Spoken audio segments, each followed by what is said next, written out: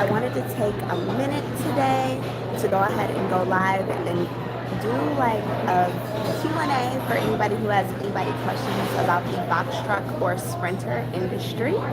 So I have started dispatching now, and dispatching is super fun and stressful all at the same time. But a lot of things that I've noticed from questions that are coming in my Instagram DMs and comments and stuff like that, a lot of people are looking at the big number of what you can make in a box truck or in a sprinter, but they're not looking at the amount that you are making as a profit. So understanding your overhead is a lot of what I want to make sure we talk about today, because your overhead is so important. Hi.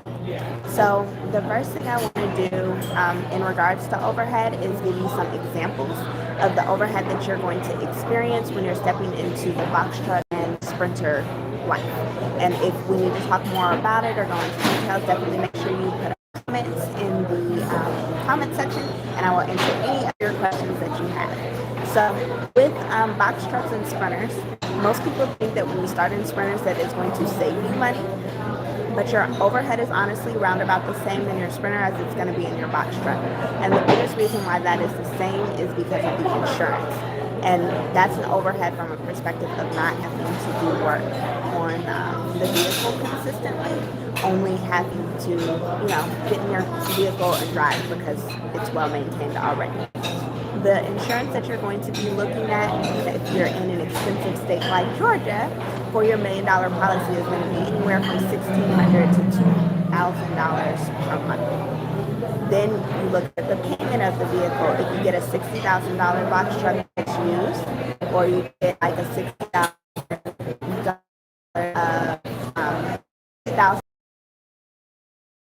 same payment if you got a brand new one. So the sprint is around about $40,000 is where you should be at if you're going to get a sprint. My payment on my sprinter van was $700 a month roundabout, so that puts the overhead for me at about $2,400 a month, and then you divide that by 20. So right now I'm not going over the road, so I don't have vlogs for you over the road, but as soon as I get back over the road, I will show you. Right now I'm going to show you more of like what my drivers are doing over the road and go over rate cons and stuff like that in my content.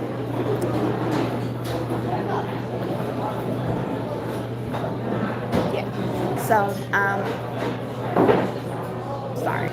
So if you look at 2,400 as your base, and you divide it.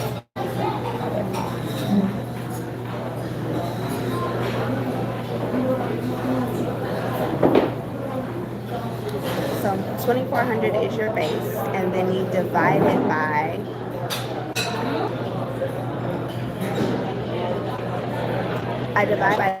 because I look at myself 5 days out of the week. $120 as your overhead every day. I need to make sure that I'm looking nothing for anything less than $120 for my overhead for it to make sense for me to move.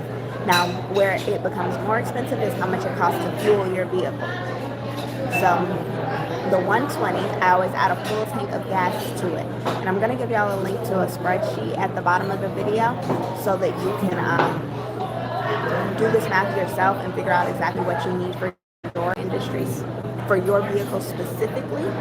So 120, and let's say we're in a sprinter van, that's $60 to $100 to fill up. So we're going to say it's $80 for us to fill up.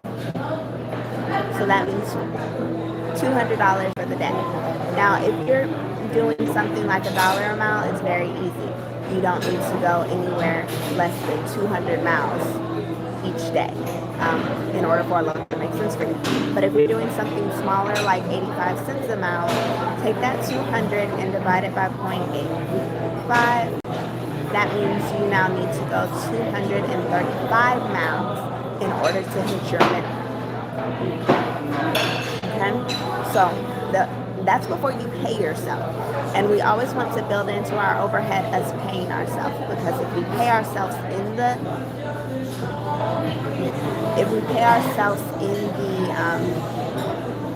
in our calculations for our overhead, that prepares us to have another driver replace us very quickly. For sprinter vans, honestly, it is very hard right now to get sprinter loads that pay well.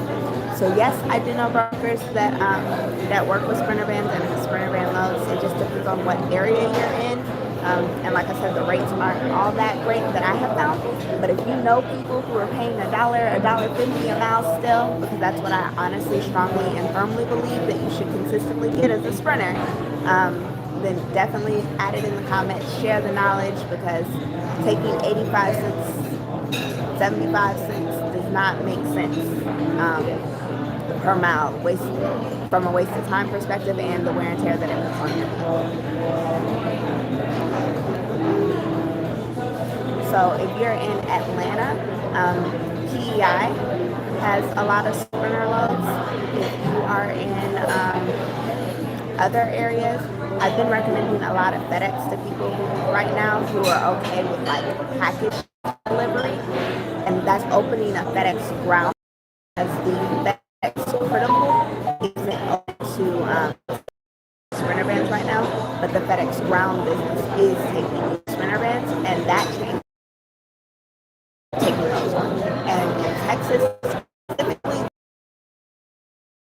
on the board, just because Texas is such a big state that sprinters are sometimes easier to get stuff from here to there, and there's a lot of movement that goes on within Texas. Okay, so back to our rates. So now we have figured out it costs us 235 miles before we should move if we're getting 85 cents a mile. So the loads that I am going to be booking for you once I know your overhead is nothing less than 235 miles, because I know that you're not making money. But like I said, you want to go backwards. Where we said our overhead was 200, we can change our overhead to 400, because we need to make sure that we're able to pay ourselves at least $200 a day. $200 a day times 5 is $1,000 a week. At the bare minimum, as a business owner and as an employee, you want to be able to pay them $200 a day. And especially yourself, being able to pay yourself $200 a day, because you didn't go in this industry or become your own business owner to make less money. You became your own business owner to make more money. Yeah. Oh no, nobody's actually doing it. Thank you. All right, so $400 is now our real true overhead that we look at ourselves at when we are in our sprinter van, because we're going to pay ourselves $200, and we know it costs us $135 plus we'll take gas, puts us at $200 in regular overhead, and then $200 in being able to pay ourselves. So $400. You're fine. No, you're fine. Okay, my name is Marcus. I'm actually going to be taking care of you. Thank you. Okay, how many more do you have coming? Just one. Okay. Mm-hmm. Can I have water with lime? You want regular water or you want still sparkling water? Regular is fine. As long as I have the lime. Okay, gotcha. I promise. Thank you. Alright. Sorry guys. I just felt the need to hop on today, so I was squeezing it in before I have my meeting. So $400 divided by 85 cents, so that's the price that we're saying that people are giving us per mile. That means I need to go 470 miles and no less than that every day. Okay? That's how you find out what your minimum requirement of miles is. That's how you find out what the minimum requirement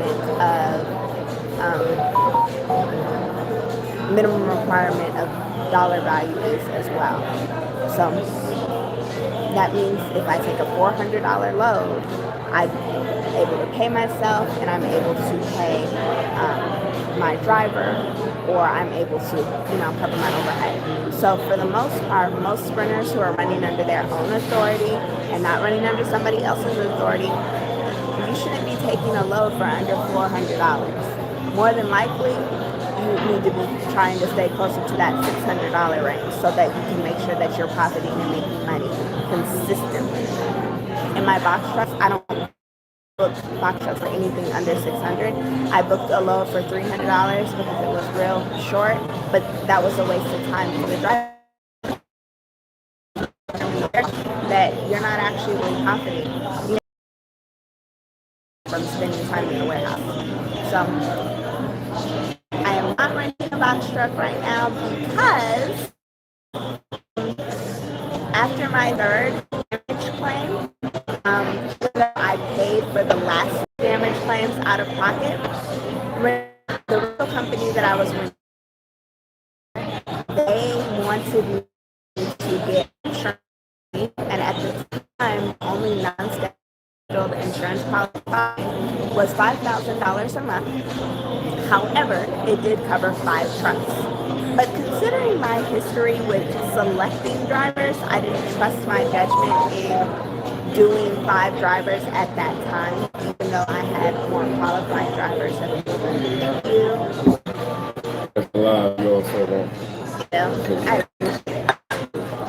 I didn't trust myself selecting drivers anymore, so I didn't want to take the risk of paying $5,000 a month for insurance and then my drivers now having to file claims online. Honestly, with box trucks, I don't use apps as much. I do over-the-road box truck movement, and I'll explain to you why. With my box trucks, when I book a load, I don't book a load for anything under 500 miles. Because like I said earlier, you end up spending time in the warehouse that you're not getting paid for. So if I book you a load for 500 miles, right? At minimum, I'm going to get $1,000 for that load. I will make drivers sit over taking $1.32 a mile because I'm not going to put you in a situation where you're just ripping and running to say that you're running and make it not make sense. Anytime you are moving in a box truck or your Sprinter van, you need to make it make sense. You need to know your break-even points. You need to know when you're profiting. You need to know when you're losing. You need to know. Sprinters, E-Carrier is one that somebody just told me about. I haven't used it, so I'm not 100% sure. I'm going to do their see if there's anything good on there. What I really want for Sprinter is medical couriering, but a lot of the medical couriering Sprinter opportunities for independent contractors, not for people who are trying to start their own businesses and have like a fleet of couriers underneath them. Once I figure out how to do that, I'm going to teach everybody how to become fleet owners under medical couriering because I think that that's a great way to make Sprinters and it justifiably pays. I've considered moving to semis, but I really do love the box truck industry. I think that it's a great entryway for people who are non-CDL to go ahead and get started, and it teaches you definitely very valuable lessons.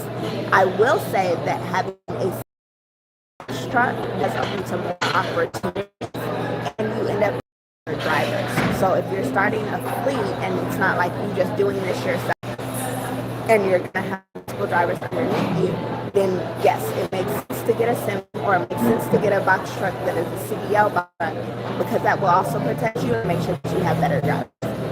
Do not what you're looking for in a driver. If you're looking for somebody that is over the road, make sure that they are comfortable going over the road. Don't put somebody in the vehicle that's not really looking to go over the road because they're not going to be happy, they're not going to make you money.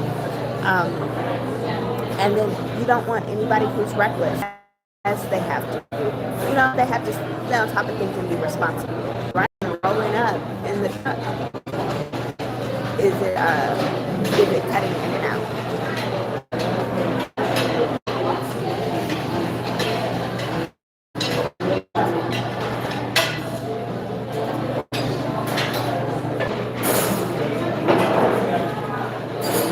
Okay.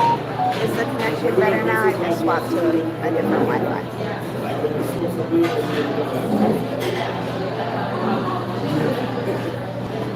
Okay. Hopefully that's better.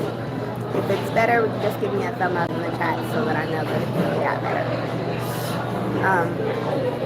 So semis are a whole different lane. At some point, I will get a semi.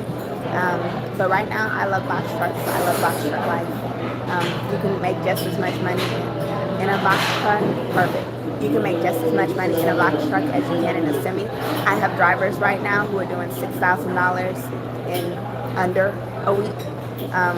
I have to total what their week comes to next week, but last week it was roundabout 6,500 they did last week. Most of our drivers aren't going everywhere. Some of our drivers are, it's different right now. They have appointments. It's holiday season. They are making sure that they're back home. So real numbers will be seen in January. I only have one truck going everywhere right now. And we have 7 trucks that we are dispatching for. But ask me all of your questions. Anything that you're afraid of, anything that makes you uncomfortable about the industry, because it definitely changes very quickly. Right now, I recommend Amazon to every carrier who signs up with me. It's a great thing to do when you're in an area and you know that you have to wait on loads, like because your load is pre-booked, you dropped off early, you have hours left, you don't pick up until the next day. Do some Amazon overnight, in between, on the weekend, especially like if you're in a team drive situation. I do not recommend Amazon outside of peak season, because after peak season is over, Amazon will run you for $1.73 a mile and you're touching freight. I don't agree with that. If I'm touching freight, I'm running for no less than $3 a mile. Renting your box truck is definitely profitable if you are going over the road and you're not taking just anything. So it was not profitable for me because I had people booking loads for me and they were taking just anything. And because I was working at the time, I didn't realize until the end of the week how low they were accepting loads. So currently, with the drivers who I'm dispatching for, I haven't booked a load for under $1.90 a mile. The highest we booked a load and confirmed got the rate count on, I think was $2.50 a mile. But outside of that, we're not moving. We'll sit for a second and we'll wait. Now it is a little bit harder when your authority is younger, when you are under your 90-day mark, to get those great paying loads. But you have to be consistent or have somebody consistently do it for you. And that's essentially what we do when we are dispatching. I understand exactly where most of my carriers are when they come to me. You definitely make more in a CDL box truck because you're able to carry more. So instead of being stuck at 9,000, 8,000 pounds, sometimes you can go up to 14,000 pounds. And you charge more when you're carrying in weight.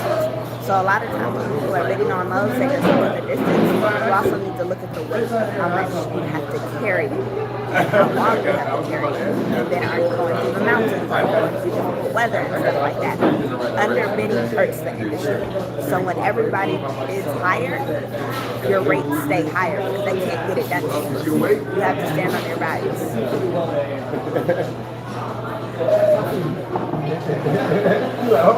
And sometimes having a CDL helps when you're negotiating with a broker who wants you to do over 90 days, but you aren't. Sometimes it helps you get an exception made. What was I saying earlier? Oh yeah, so being profitable in a rental, you just need to make sure that you're consistent on the rate that you're getting, and you have to know your break evens.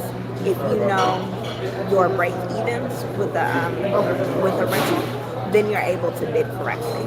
So a rental overhead is a little bit different. And it's different for every person. So some of my rentals can't move for under $600. Some of my rentals can't move for under $800. But once you do that calculation of what your break even is, how much it's costing you for overhead, how much it's costing you for insurance, how much it's costing you for, because you have no maintenance that you need to set aside for. You just essentially have to include in your calculation that you're losing money for mileage and you have to pay per mile when you go over a certain amount of miles, or if you're paying 40 cents a mile or 20 cents a mile, yours is going to be different. But either way, the industry is profitable as long as you know what you're bidding on, basically. My meeting should be starting soon. So I only have a couple more minutes with you all. And then I have to start my meeting.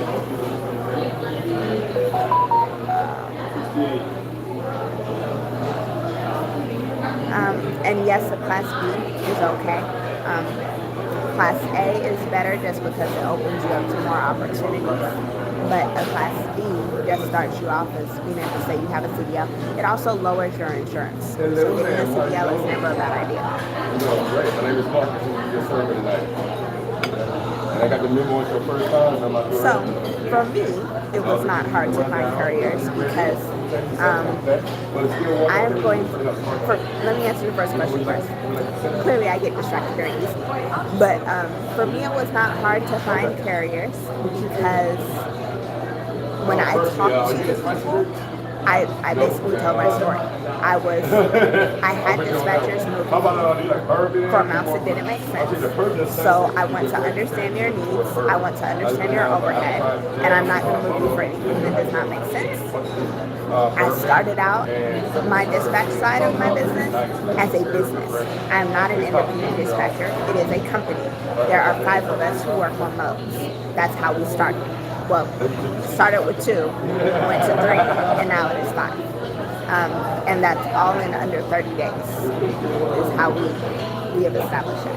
So we have room for more trucks. We'll probably be taking on more trucks in the next 2 weeks, just because we don't want to take on too many and not be taking everyone. Hi, how are you? I don't know. It's okay though. We'll be taking on more trucks after the first. We might take on 1 or 2 now, but after the first week of January, we'll definitely be taking on more trucks because I always want to make sure I can fulfill the needs of the trucks that I currently have. And since, like I said, December, everybody's not moving consistently, our movement is a little bit different. But we have 7 trucks in less than 30 days. So if you know what you're doing, yes, you can get carriers and you can keep carriers. But if you don't know what you're doing, you can get them, but they will leave. And if you are horrible with communication, they will leave. And a lot of my carriers are so used to horrible dispatchers, it's a process of them learning how to trust you because we are actually looking for loads for you. We're not the people who, yeah, I'm good, thank you. She should be there in a minute. Thank you. Actually looking for loads for you to get you confirmed. Whereas you'll have other dispatchers who won't talk to you all day, you'll never hear from them, you don't know what's going on, and you think that you're getting a load, and then you never heard from them, like stuff like that. I have to stress to my carriers, and I didn't understand this when I was on the road because I was one of those people that had those horrible dispatchers, so I would look for loads too. But because we are actually looking for loads for you, you cannot look for loads.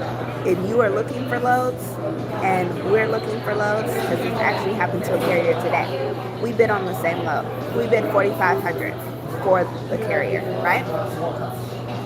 The broker was entertaining us at $4,500. His bid came in lower than us. Whose bid do you think they started entertaining? Ours or theirs? I asked him, how much did you bid? He was like, not $4,500. He bid closer to $2,500. So he went from getting $4,500 to $2,500. That's a $2,000 difference. But like I said, I got it because when I said make sure you have multiple dispatchers on your team, because I was like, can't find stuff, and I couldn't understand why people couldn't find stuff. But it's really not that people can't find stuff, they're lazy. They're not actually looking for loads for you if you're in a good area. So if you're in an area like Indiana, for example. Where have I seen a lot of box truck loads? Louisville, Kentucky. There have been a lot of box truck loads coming out of Louisville, Kentucky. I can move them every single day. The hardest place I've had to move people in box trucks was in Houston and Laredo. But now I have connections with brokers in Houston, so that's never a problem. As long as they have 90 days, I can always get you out of Houston. Then I had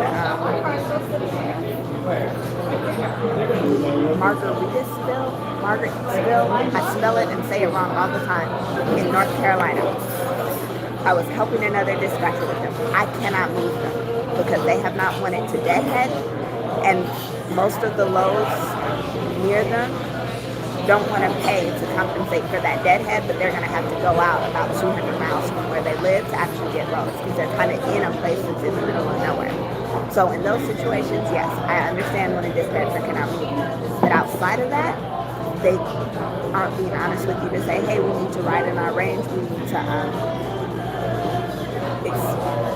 lower the rate just to get you to a better area. No, I don't understand. Because there are always loads, there's always freight. But you do have to wait if you want to get a good rate. I try to pre-book loads so that my drivers don't have to wait.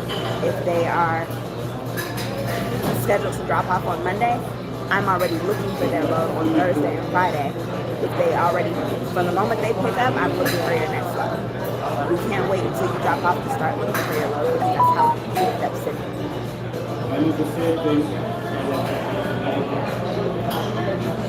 Now, I am going to be better at posting videos on YouTube because I did get very relaxed multiple times. My dad is going to start editing my videos for me, and I will make sure that I am consistent in my content because I want to share the knowledge and I want to give y'all as much information as possible so that y'all are able to have successful businesses, avoid my pitfalls, avoid my carrier's pitfalls, avoid my friend's pitfalls. Like, I wish I would have done more research before I started, but I still love the industry and it's still a lot of fun. So more videos are coming soon, even if they're impromptu, just like this, where I just literally just hop over. Get more videos out there. Because I have a great story to tell this week about double brokering, and it's still a battle. I caught a double brokered load, and then the guy said that he wasn't even really a broker, but I needed to sign on under his authority after he had already given me the load and after it was already in my truck. Well, yeah, no. You don't unknowingly sign under anybody's authority, and that's not what they hired me to do. So, no, I'm not signing under your authority. Do you have any more questions? I know I'm about to get interrupted.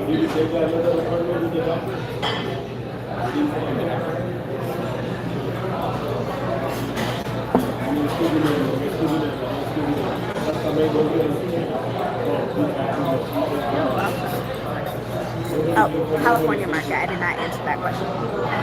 California market is great. Oregon is great. Northern California, Northern Oregon, Idaho, it is definitely snowing right now. So make sure that when you're bidding, don't just be excited that you got $2.50 a pound. Because I was, and I honestly had not checked the weather, and then my driver was like, it started snowing, and it was like, oh man, because I did it in advance, and I did not know that it was snowing. I did not check that day, and I should have. That was a moment, and I'm not going to do that probably anymore. I have not actually had a truck in Las Vegas. I had a truck in Reno, and we were able to get him out of Reno. That was not an issue. He was in Reno, Nevada. We took him, we actually booked from Reno to Utah, but they ended up not wanting to do that because of the factoring. There was a factoring company issue with Landstar, which I was honestly surprised because it was a Landstar load. But we went from Reno to Oregon instead. And then from Reno to Oregon, this is a truck that actually did 6,500 last week. It was Reno to Oregon, Oregon to Idaho, Idaho to Oregon, Oregon to New Mexico. They drop off on Monday. So there's no problem in the California area, and it was an average of like $2.50 a mile for all of those. Really good, isn't it? This too, because I have some 20 feet box trucks and 22s and 24s. Those are harder to do. So when you are purchasing your box truck, make sure you get a 26 foot. It does make a big difference. It gets you out of situations. Because that's also one of the reasons why my North Carolina truck has had a difficult time. Sorry, my phone rang. Okay. I have had a truck in Arkansas. We actually went from, but the state is relative. We went actually from Houston to Arkansas, and then Arkansas is what actually took us to Nevada. So I didn't have a problem getting my truck out of Arkansas. I think we got out for like somewhere between $1.90 and $2.05 per mile is what we got out of Arkansas with.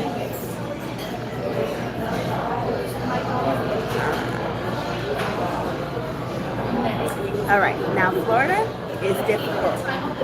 It doesn't matter how you shape it.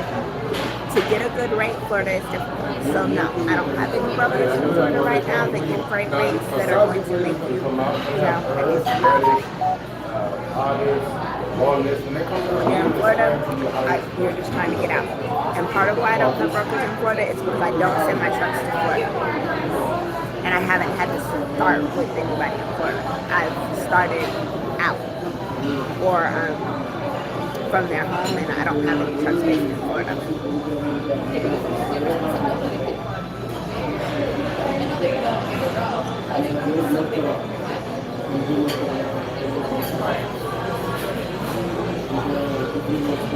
And the GPS system is a matter of preference for the drivers.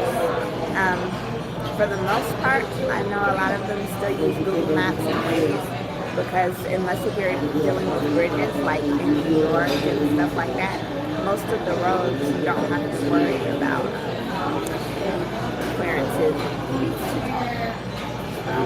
So GPS is still preference. You want to just make sure that it talks to you. The ones that don't talk to you, which are unfortunately a lot of these trucker apps, don't use those. It's too much for you to be trying to read directions. Definitely GPS talking to you.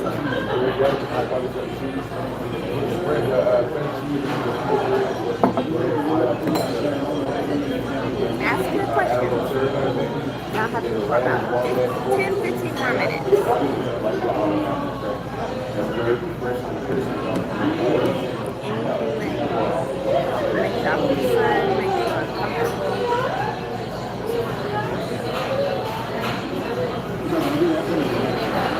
Oh, I was telling y'all about the double broker situation. So when you go to a drop-off, a pickup, and you get your BLL, always check your BLL to make sure that you're listed as the carrier. If you're not listed as the carrier and the broker that you booked your load with is also not listed as the carrier and is also not listed as the bill to or payable, you're probably double brokered on.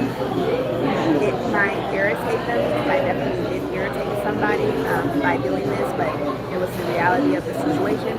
C.H. Robinson was the real broker. I contacted C.H. Robinson, the broker.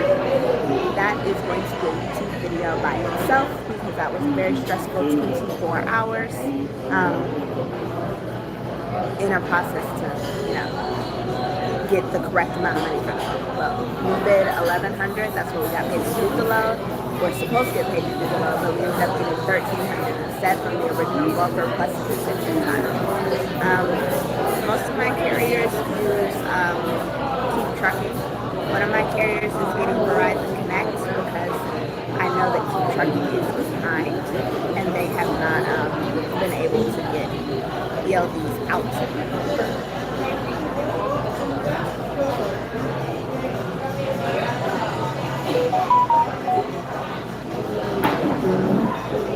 Now, the upside of being in a rental Because as long as you don't have that rental for over 30 days, you don't need an ELD.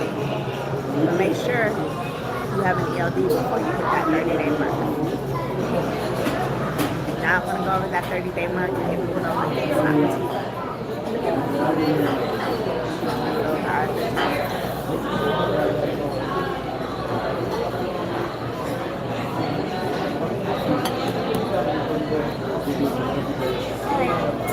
well, if y'all don't have any more questions, I'm about to go for now. We'll do a Q&A again soon, I promise. Not going anywhere. I'm here, and you can always send me a message on Instagram. I try to make sure I respond to everybody who messages me and asks me questions, because support in the women's industry is how we all make it. We're not each other's competition. We stick together as long as, like I said, we're all bidding and trying to get the same type rates. We're going to start to get these rates consistently instead of trying to underbid and just one this month. Because that puts you out of business anyway. We want to stay in business. We want to have profitable businesses. And we want to keep working and growing together. I will see you all next time.